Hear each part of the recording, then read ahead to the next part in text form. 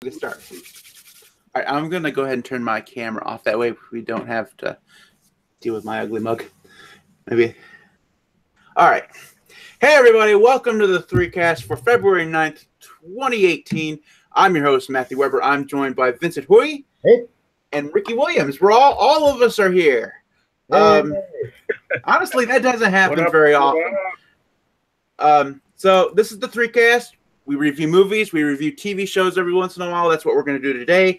I think the next time we're on is Ricky's choice of Flashpoint, which is a comic book, apparently. We haven't done a comic in a whole series, Rick? Yeah, it's not that bad. Come on, if we did, what was that other large one we did? The humongous one. Blackest Night one. The Green Lantern. Yeah. If we did Blackest Night, like this is a walk in the park.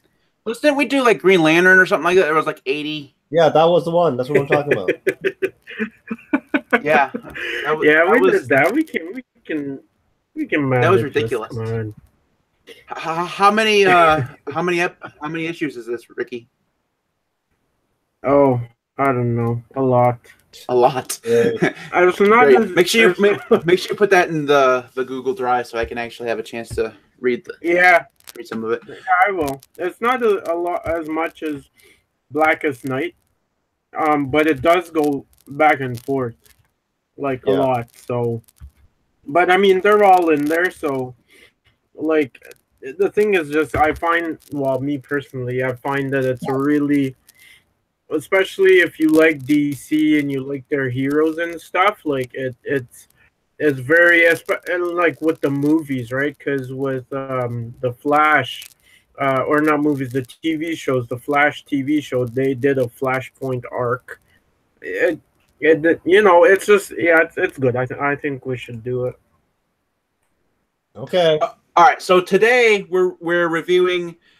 This is an Amazon show, right? So this is The Man in the High Castle, and it was Vince's choice. So Vince, why don't you give us a brief overview of what this is about? Okay, so I heard about this as a book when I was a kid, and I just thought it would be interesting to. I never got a chance to reading it because I never found the book when I was a kid because we didn't have the internet. So you can't really find.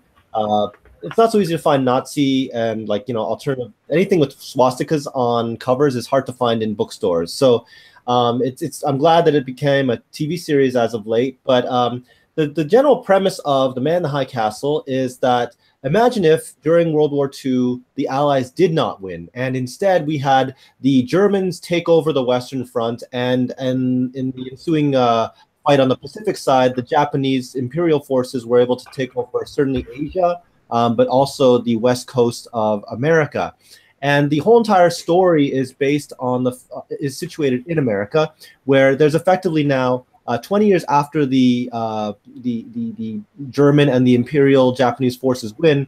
There's effectively 20 years later, there's a Cold War, kind of like what happened when the Iron Curtain kind of drew around the Eastern Bloc countries. So there's a Cold War between Japan and Germany. And though there is this uncomfortable alliance as they occupy different parts of America, it's becoming more and more evident that the Fuhrer, who is now getting more and more aged and reflects signs of Parkinson's, there's this concern that among the Japanese that the German forces will eventually just totally use their technology to annihilate the presence of the Japanese and thus take over America entirely, not the outright empire. So it's an interesting premise of what if conditions. It's really, at least from my standpoint, it follows the resistance of this small group of American resistance fighting the kind of occupation of both forces, and there's a bit of an intrigue plot that's going on. So laying out all of that as the background, it really centers around two people. One guy, I can't remember if his name is Jake or some generic American name. Yeah, it is. It's like Jake or like Billy, I don't know. But he so I only gave you guys the first episode because it's a series where I think it's like kind of like Game of Thrones, like 12 episodes a season or something like that. And It starts off by having this Billy guy or Blake or whoa, whatever this guy's name is. He's basically opens it up, and you actually get a really good sense of like just how now 20 years after the war, it's kind of it's settled in. The kind of world is at peace, not really peace, but at peace with having this occupation. And you see him trying to join the resistance force, and eventually they're trying to smuggle a secret package, which is supposed to be like coffee makers to the western coast, to basically the Japanese side, and they're supposed to rendezvous at Cannon City. And at the same time, you see in the other main protagonist, this girl who basically she's following through, and she's more on the west coast, and she's you see her relationship with the Japanese kind of emerging. She's practicing Aikido. She's kind of working with them, but you still see all those different perspectives of the American occupied population on just how they respond. Like she's more ambivalent to kind of working with the Japanese, whereas not working, but living with the Japanese. Whereas, you see on the New York side, this kind of antagonism and this kind of right-wing state where the Germans kind of have absolute authority. But you basically find out over the course of the episode that there is this search, the MacGuffin, basically this search for these films of an alternative history in their perspective, which is that the Allies actually win. So basically, the long story short, she's her sister was supposed to be part of this resistance movement. Her sister gets killed, so she takes it upon herself to take her identity and try to take these film canisters out to Cannon City to rendezvous with the rest of the resistance. And at the same time, this young man that we meet at the beginning, who has now joined this resistance force, is also bringing this truck of undisclosed goods or secret information or secret product to Cannon City. And you start seeing this whole web of intrigue of what's going on. But the show basically ends in the first episode, where you find out that this guy that we've been following, he inevitably saves this girl in Cannon City, but it turns out that he's actually a double agent working for the I think you can call it the Nazi regime, and that's how it ends. But it opens up a lot of intrigue. It's a very enticing premise. I think that later on, if you guys were to follow the series, it gets more and more interesting, but I think it does become a little anticlimactic towards the second season. But I don't want to give away, just in case you guys are interested in following it. But it's a very interesting, highly engaging episode. And I know I'm not a super history buff, but it's just really interesting for me to see the alternative history, to see the reallocation of some facts, like that the Germans were indeed looking at some emerging technologies, so that they are the ones that actually have nuclear technology. If we follow through on how Operation Paperclip worked, where the Americans basically took all of the the great German scientists to make their nuclear program work. It actually happens the other way around in this alternative future. So the Germans have all the super tech. You also find that this interesting phenomena of the Japanese are less progressive in their imperial domination, unlike when they got beaten by the Americans in reality, where they start taking on Western beliefs and Western philosophies and Western approaches, where it actually brings their economy to a huge upswing. You see that by having them continue their imperial power, they actually become more retrograde, more old school, and you can see that kind of traditionalist approach. They're very conservative, come through. So it's an interesting way of seeing the future, and I was really surprised to think that, oh my gosh, this was conceived of way back, like 50 odd years ago, 60 years ago, and there's a lot to be said about the kind of fine details that make the story convincing, and also just the interesting portrayals of how culture works. So I thought it was an interesting show. All right, I'd like to go first. So there are two. Actually, go last because you have so much to say. Just let me go, Ricky. I'm itching in my seat, ready to go and want to talk. I don't get to do this for y'all. It's gonna be great. And I don't even know that I really have all that much to say. But there are two scenes, I guess, in cinematic history, or my cinematic history, I guess, that have creeped me out like thoroughly. Okay, one of them is the remake of Texas Chainsaw Massacre. Yep. where the guy, the evil dude is wearing her boyfriend's face. Yep. That's fucking creepy. I mean, I'm not a big horror film guy because most of them are fucking stupid, but that was fucking creepy. The second one happened in this episode where he's walking through Times Square and there's like Nazi signs all over the place, like in Times Square, and it's like, that's just fucking creepy. Because you don't really know directly at the beginning, you don't know what anything is about. I mean, I went into this completely blind. I didn't know what it was about. I never heard of the book. Nothing. I didn't know that it was about Nazis. I didn't know where it was set. Anything.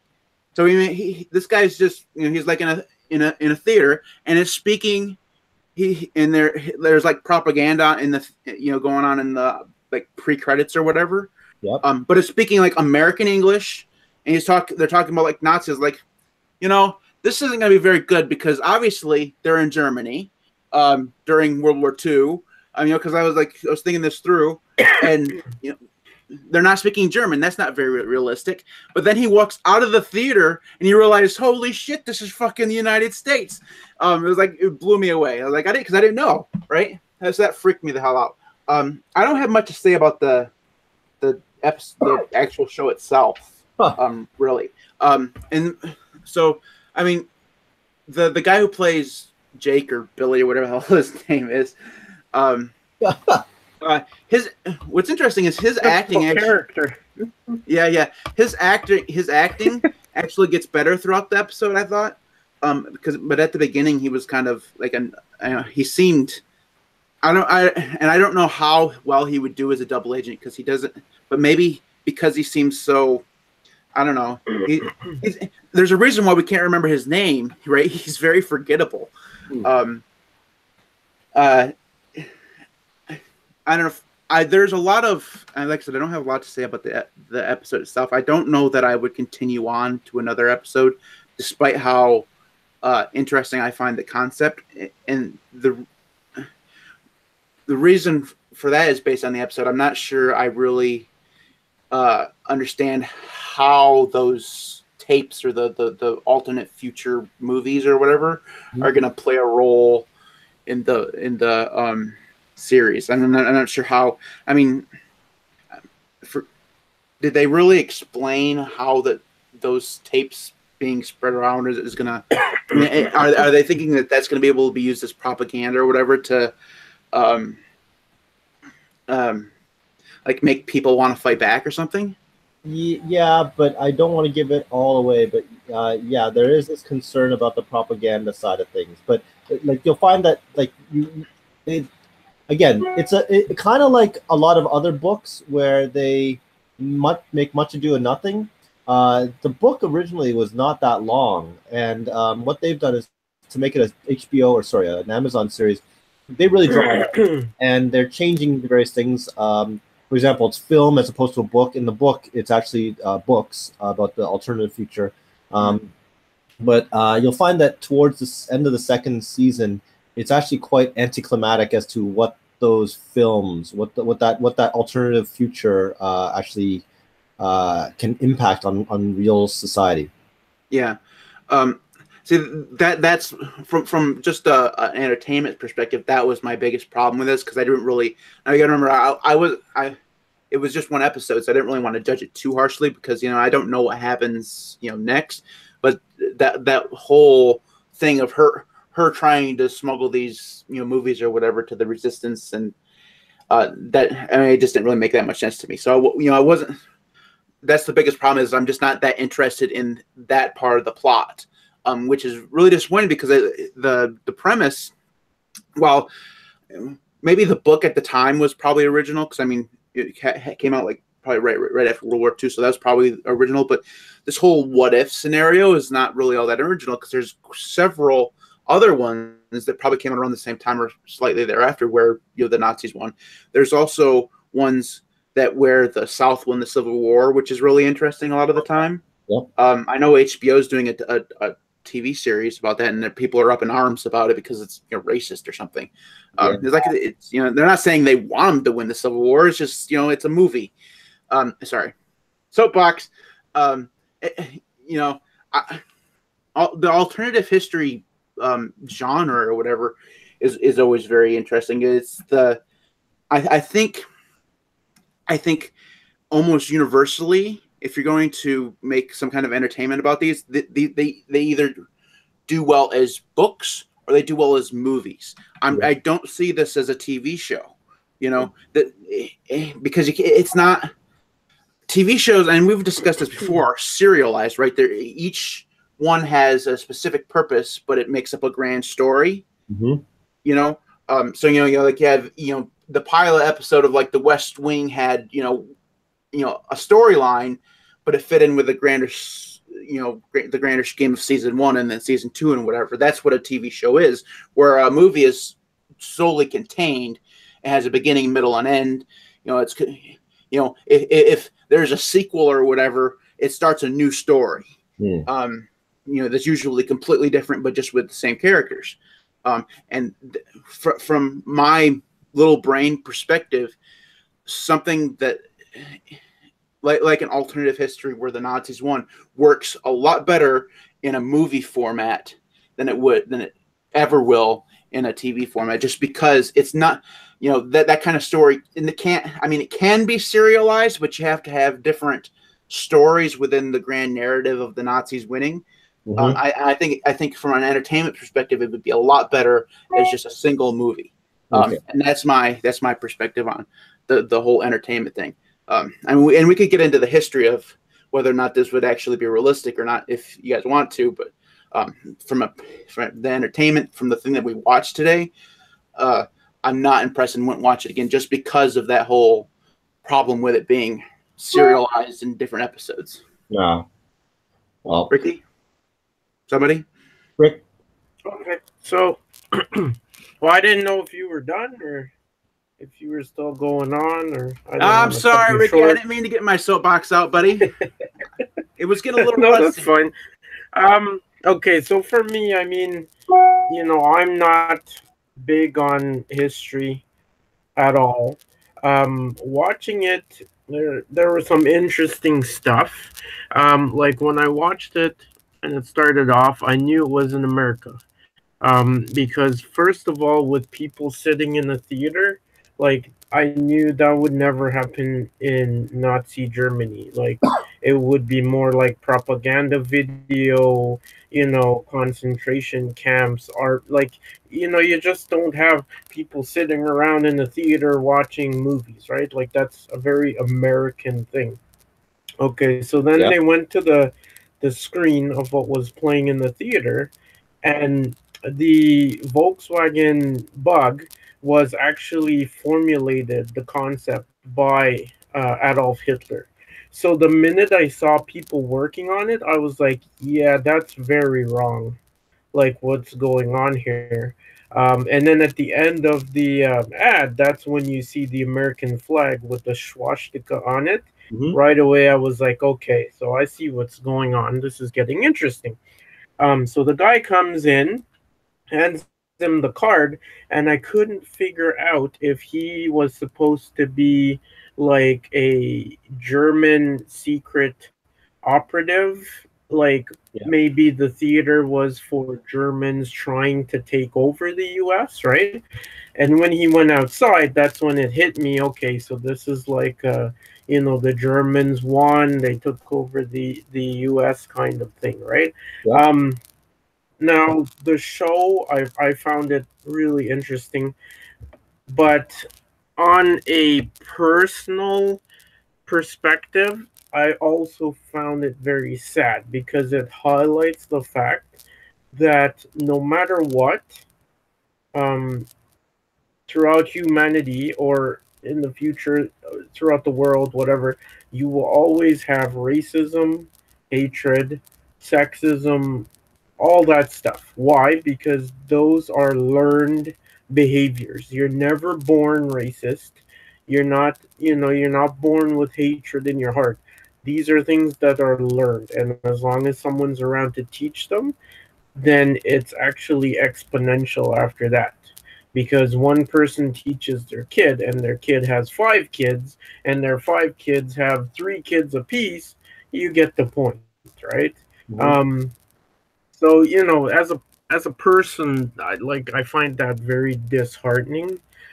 Just the realization of it. I know, that it's a fact, but just the realization of it being shown this, it's sort of like, they bring up the whole fact with the girl's boyfriend who has Jewish, his family background is Jewish, and it's just the whole, with them hunting people and just the way they're treated.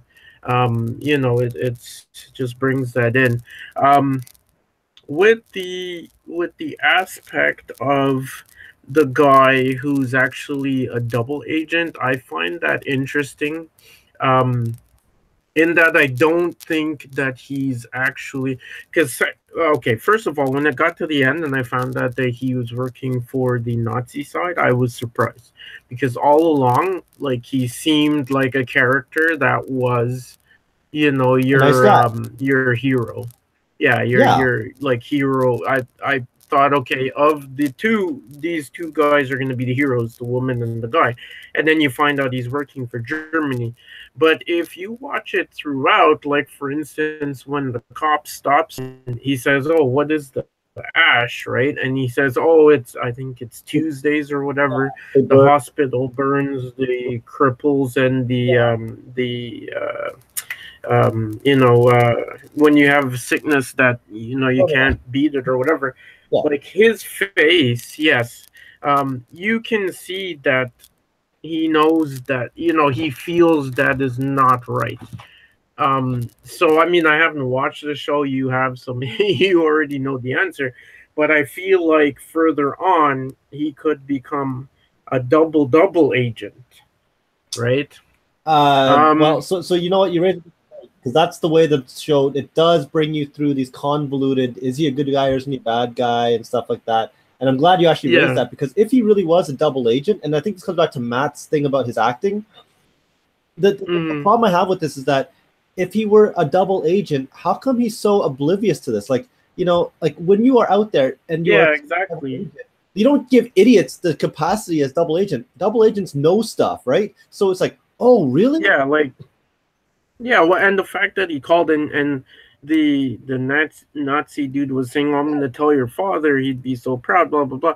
Like that brings some personal link to it, as if, you know what I mean. Like, so how is it that he's so removed that he doesn't know these things, right? Unless for some reason he's been groomed so that the other side would believe him. You know what I mean? Now, then going back to the girl finding the canisters with the movies, I thought that was actually very interesting, because it made me start to think, okay, so what's going on here, right? Like, these movies are obviously real. So, like, how is it that, that it's not real? You know what I mean? Like, the guy said, "Oh, he just makes fake movies." I didn't even bother going down that route. It made me actually start to think, okay, so, I started, okay, so is it that the Allies actually won, and what has happened is that all the POWs, the Germans and the Japanese have actually created a mock America where they raise them. You know what I mean? Like, that. It was just a thought to me. Like, is that what's going on here? So someone is sort of smuggling these from the outside to show you that, hello, like, this is not for real. The real America across the water is like this. Man, the other side of it. Ricky should be writing these shows, man. Normally it's Vince that gets all deep and stuff. This is, I mean, where's the real Ricky Williams? Yeah. But then the other thing that I also found interesting too, right, is because they talk about that they dropped a bomb. Yep. They dropped it on Washington or something, right? And so then I started going to, okay, so then is it that the Allies were actually winning the war, but the problem is that Germany got that technology first, dropped the bomb, and then that is when the tide actually shifted, right? And so it's sort of, these movies are to give the people hope, to say, look, it wasn't that they beat us, we were winning. It's just, if you take up arms, like, so I didn't know which of those, but it did make me wonder. So it was actually pretty cool. Another thing that I found interesting is, it was in the machine shop, I think. Can't remember where, but the guy was saying, oh, or no, maybe it was the guys at the bar or whatever that the lady knew, but one of them was saying, oh, this life is hopeless or something, or don't have hope, right? Mm-hmm. But if you really think about that, it's like, okay, so if there's no hope, then why do you wake up every day and live in this reality? No, so You know now what I you're mean? thinking, Like, man, stay out of that one. huh? It's not an episode of Lost. Thinking what? It's not an episode of Lost. No. What I'm saying is, you're going into the psychology of, you're saying it's hopeless, nothing's gonna change. And if you think about, like the guy says, oh, I'm not afraid to die, I've seen all my friends die. But humans actually have, like, the biggest thing is our fear of death. So the people who tell you I'm not afraid to die, that's all bullshit. Like, if you take, the old war times, the spies who had the cyanide in their tooth, whatever, they crush it, not because they're not afraid to die, but because if they live, it's a worse alternative than dying, right? The fact that they have it there and they still live their life means that they are afraid to die. You understand what I'm saying? So I'm just saying, interesting that in this kind of reality where the Nazis won, everyone, Americans are oppressed. They're basically, on living through slavery. You know what I mean? Like, there is actually hope there, which is actually the whole point of having a resistance, no matter how crushed it is, right? So I just that the guy was saying, "Oh, there's no hope," blah blah blah, But you're contradicting yourself, because if you're saying there's no hope, but yet you get up every day, then why bother? You understand what I'm saying? Yeah. So I just found it interesting. I wasn't saying that, that was whatever a part of it, or whatever. I just found that actual thing to be interesting. Um, so it is. I would actually continue watching it. I just think it'd be very hard for me to watch it, because I find stuff like that very aggravating. Just the whole, disdain for life, and the way they treat people and stuff like that. I'm a very I'm always on the side of the superhero. I hate to see, like, I know the point of a movie story is that the bad guy wins throughout, and then the good guy overcomes. But for me, I hate when the bad guy is winning, period. So I think I'd find, and last of all, is just like amped to the next level. It's not like, Batman against the Joker, where it's like a fantasy bad guy. This is actual real world bad guys. It has more of an emotional kick to it. Yeah, but I did find it interesting. I liked it. It was a good episode. Yeah. So Like I my said, I last would comment on I it would is continue that- watching it. Go ahead, Ricky. No, I was just saying I would continue watching. It gets a little slow in season 2. Just putting it out there, because then you have to know your German hierarchy. Just putting it out there. Okay. The more I think about this episode, and how it ended with finding out he was a double agent, the more I realized that there were clues, like, all the way throughout. And the biggest one, I was thinking, he gets away from that opening salvo in the truck Yeah. really easily, right? Well, So I mean, it's like they don't know he's the Nazis though don't know that he's actually a double agent, right? So the thing is, he actually does get in the line of fire, and like he is actually getting away like legit. I know, but it seemed to me now that I look back on it, I didn't realize it at the time, but it just, I mean, maybe they didn't know, or if they did for sure didn't know, I don't know, but it just seemed very. I mean, he did have to suffer through like live fire or whatever, but I mean, they just let him go. I mean, they didn't shoot at his tires or anything like that. It's really weird. Anyways, anything else you have to say about this, Vince? No, it's just like I said before. I thought it was interesting because I think that you would have liked it, or at least had something to say about the alternative history. I have a soft spot for totalitarian regimes because I mean, one can only dream. And Ricky, is I always like hearing Ricky's insights on things, especially when there's not enough explosions or like fast cars. Hey, that truck was pretty fast. Okay, yeah, almost like 70 kilometers an hour or something. I have a lot to say on the history of Vince. I just don't think that we have the time for it. Okay.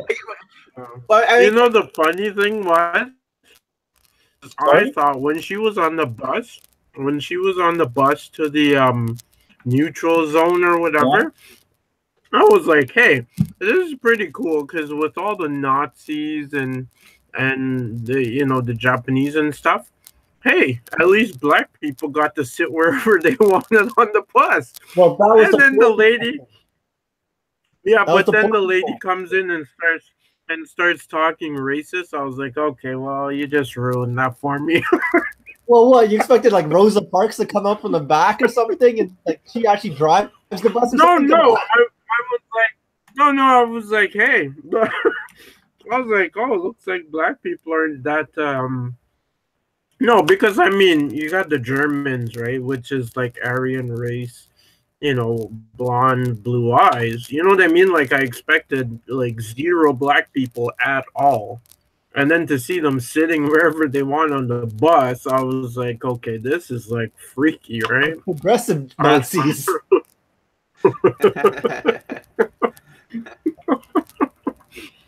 But yeah, right, that was a cool show. All right.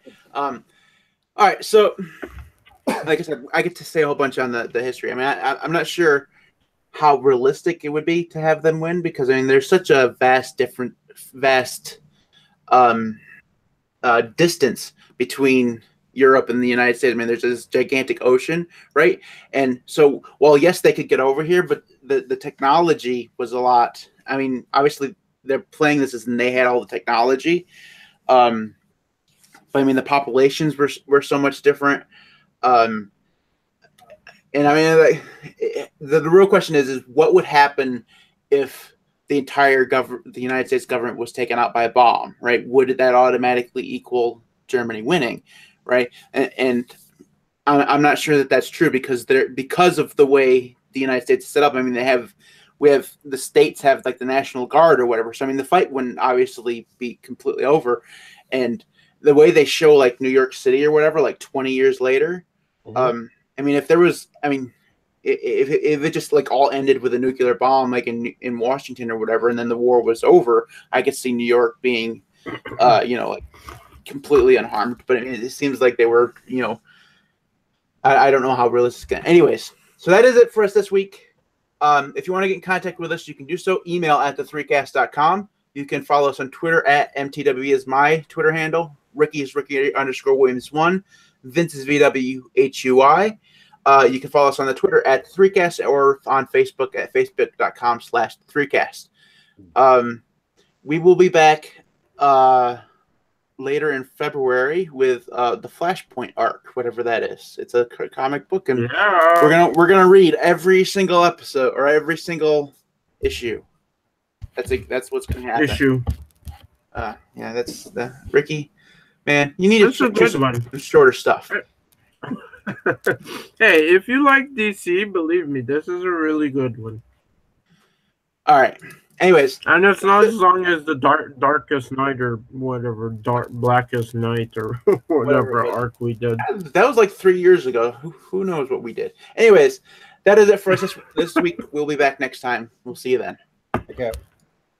See you, everybody.